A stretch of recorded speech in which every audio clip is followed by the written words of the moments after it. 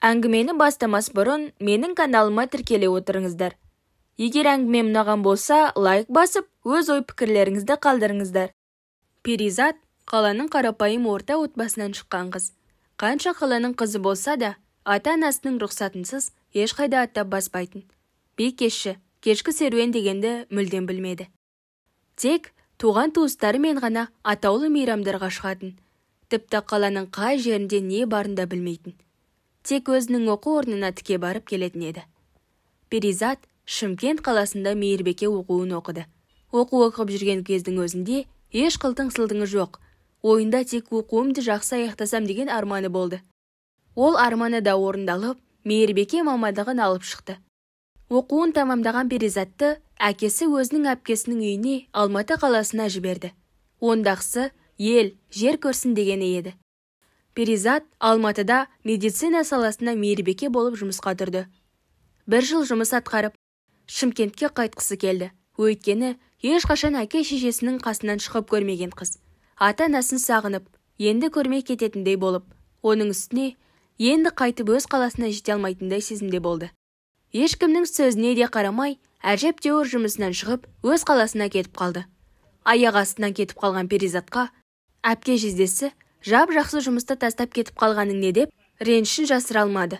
Бірақ Перизаттың ойы тек өз үйіне, ата-анасының қасына оралу болатын. Шымкентке келген Перизаттың жолы болып, бұл жақтан да жұмыс табыла қалды. Күнделікті жұмысын істеп жүрген Перизат сым-тетік арқылы Есболмен танысты. Есбол Перизаттың танысының жолдасы болатын. Екеуі күнделікті сөйлесіп, сөздері жарасып жүрді. Есбол ол кезде төтенше жағдай министрлігінде жұмыс жасап жүрген болатын. Екеуінің жұмыс орны жақын болғандықтан күнде кездесіп жүретін. Солай бір-біріне бауыр басып, кездесіп, 1 жылдан кейін отау құрды. Перизатты қолдан ұзатып, той жасап алып кетті. Есбол ауылдан шыққан, орта отбасында дүниеге келген жігіт. Отбасында барлығы мұғалім болып жұмыс жасайтын. Перизат мұғалімдер отбасында тұрмысқа шыққанына қуанышты болды. Өйткені балалары мұндай отбасында дүниеге келсе, білімді, ақылды болады деген ой болды. Перизат келін болып түскенде, үйінде енесі және тұрмыстан қайтып келген қайын сіңілісі болды. Кезінде барған жерім керемет болады. Енеммен, қайын сіңіліммен сырлас, мұңдас боламын деп ойлаған Перизаттың ойы мүлдем қарама-қайшы болып шықты. Өмір болған соң бәрі де болады екен. Перизат келін болып түскеннен енесінің жақтырмағанын бірден сезді. Өйткені 1 жылулық танытпай, түсі суық болатын.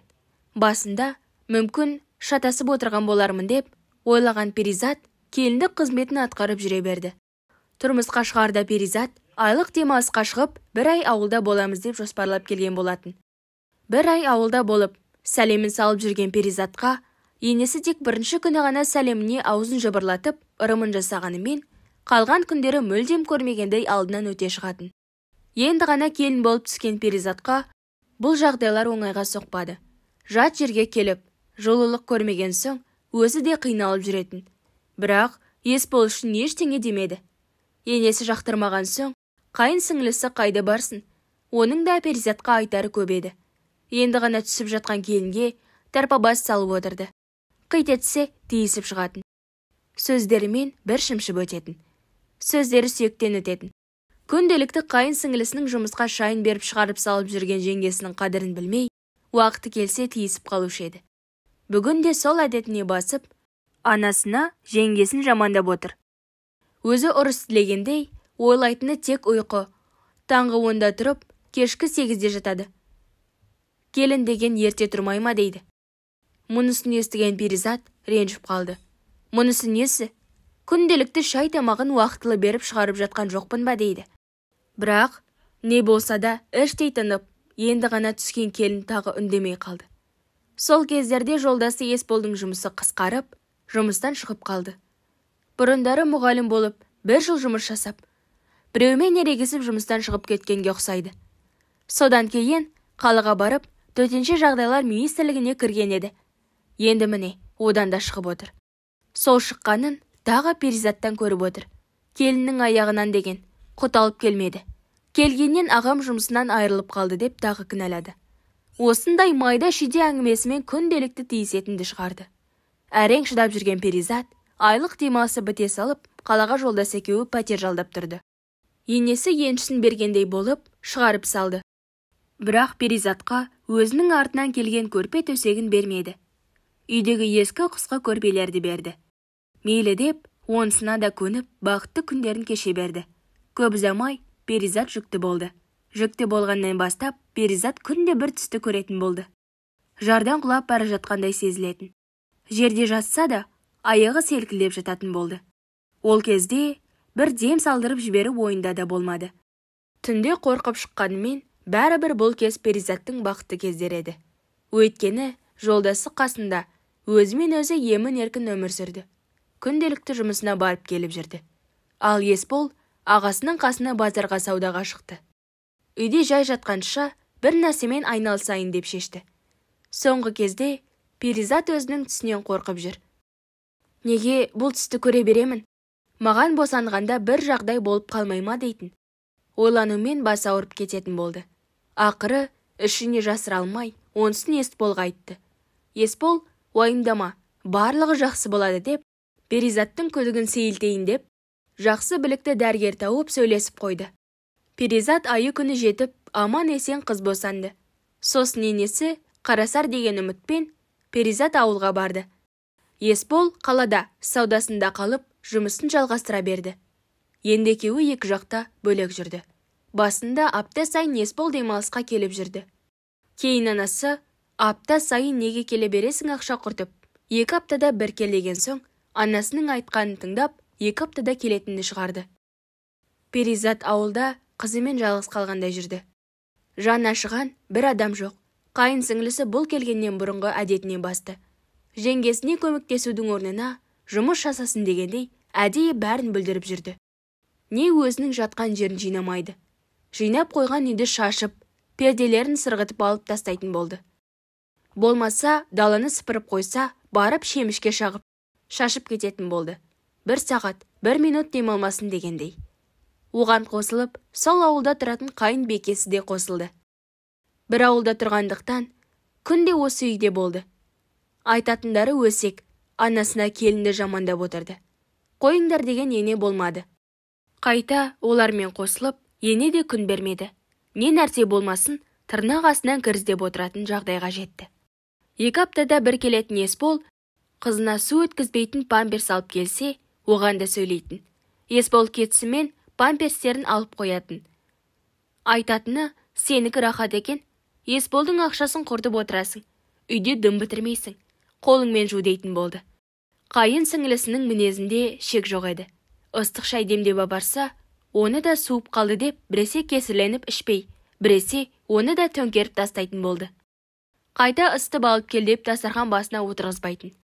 Сыртты басып келген аяқ киіммен төрге шығып тағы отыратынды да шығарды. Не болса да, қайын сіңлісі тыныш болсын деп, күнде киімін дайындап, жуып, үтіктеп беріп жүрді. Өзі енді ғана босанған Перизат, емізулі болған соң, қарны ашып жүретін болды. Енесіне не тамақ жасайын деп сұраса, сөйлеп кететін.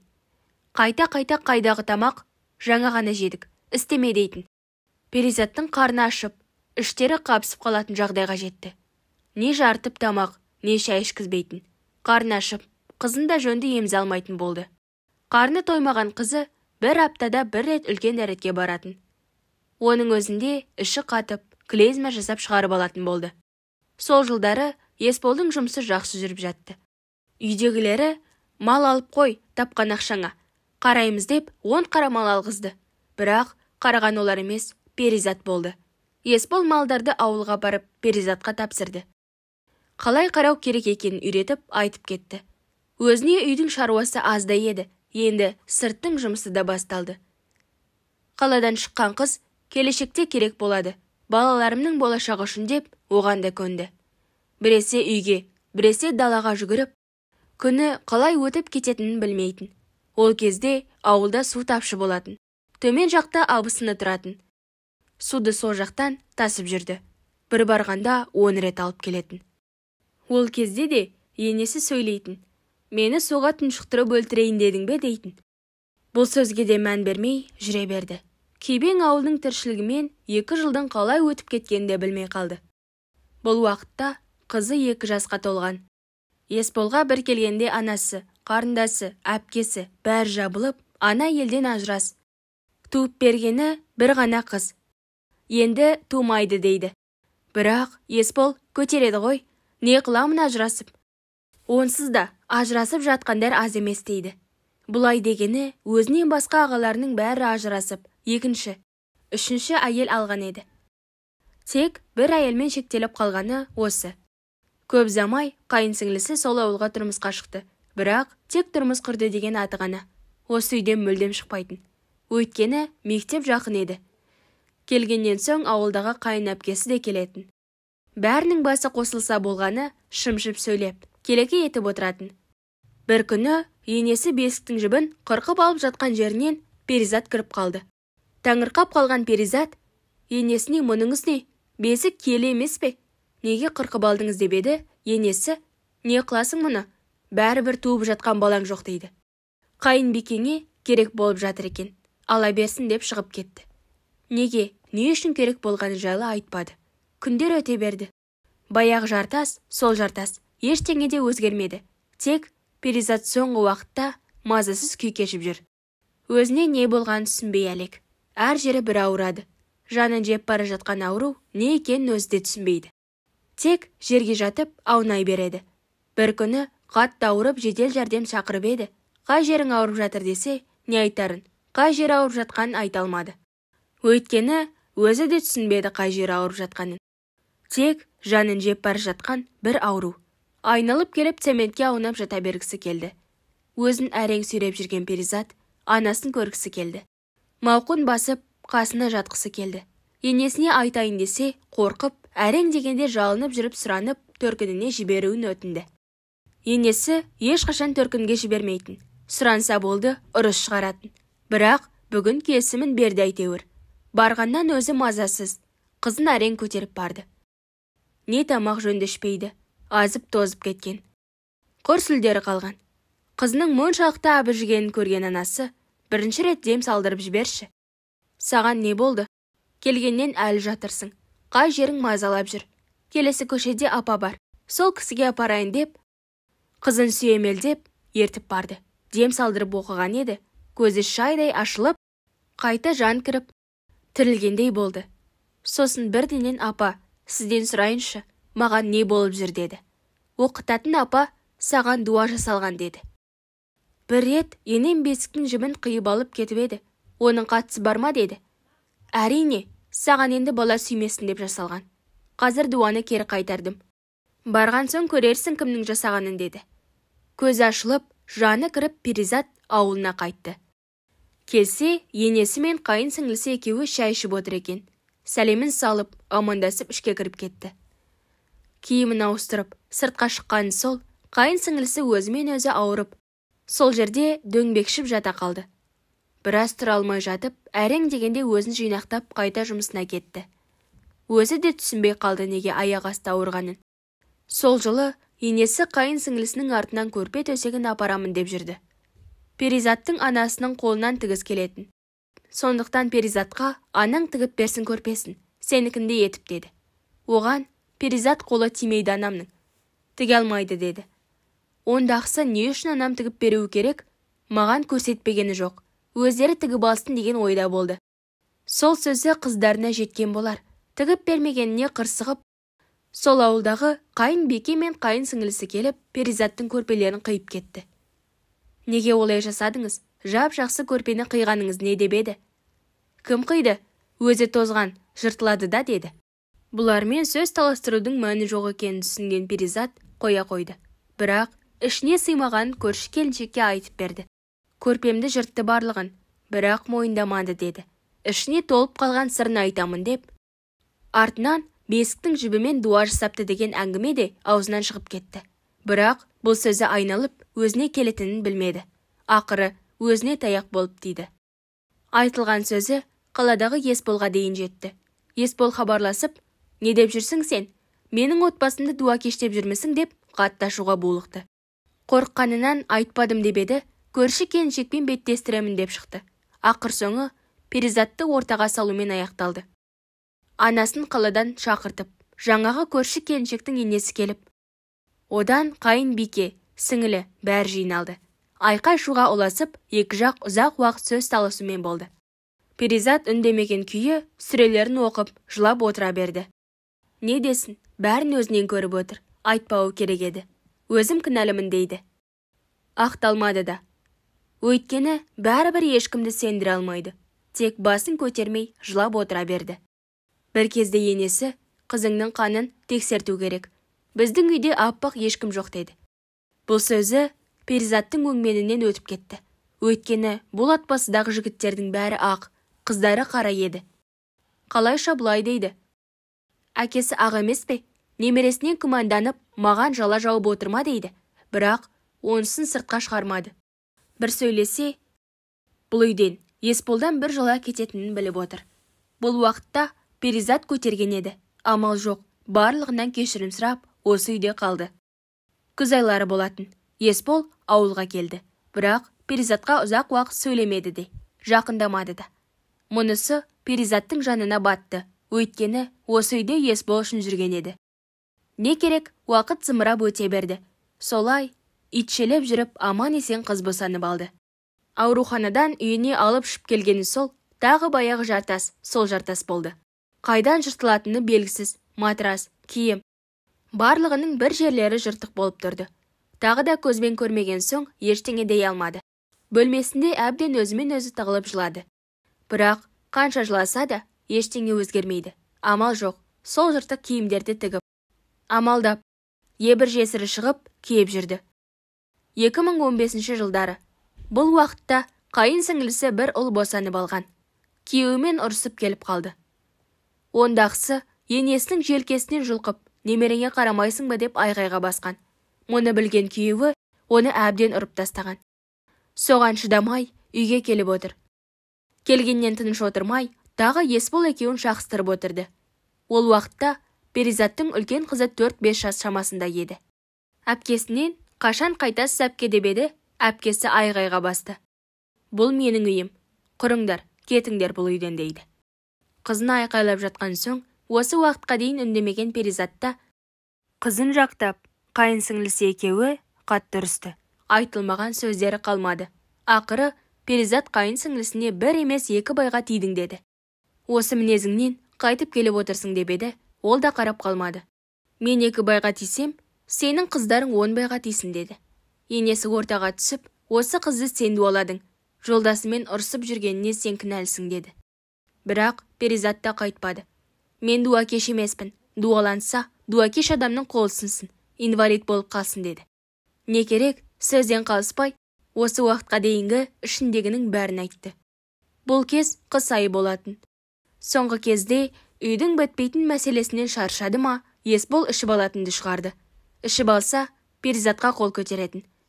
Бүгін де тағы ішіп келді. Келгеннен қарындасы Перизатқа қарсы қойып үлгерді. Есбол аяғындағы дәу етікпен теппекші болды, бірақ Перизат қашып далаға шықты. Түнімен жеңіл киіммен үйге кіре алмай, Есбол қашан ұйқыға кеткенше далада күтіп жүрді. Ақыры ұйықтадау деген кезде ғана үйіне кірді. Кіргеннен енесі ұрмайтын еді ғой, ішсе болды қашасың да шығасың. Отырмайсың ба үйде деп сөйлеп, далаға шығып бара жатқаны сол, аяғы тайып оңбай құлады. Құлаған кезде жамбасы сынып кетіпті. Барлығы улап-шулап жүріп, енесін қалаға апарып, ота жасатып, күтініп, кейін алып келді үйге. Енесі ұзақ уақыт өзіне келгенше қиналды. 2017 жылы Перизаттың қайынағасы тағы да кезекті әйеліне үйленді. Бұл жары Перизатпен жасты еді.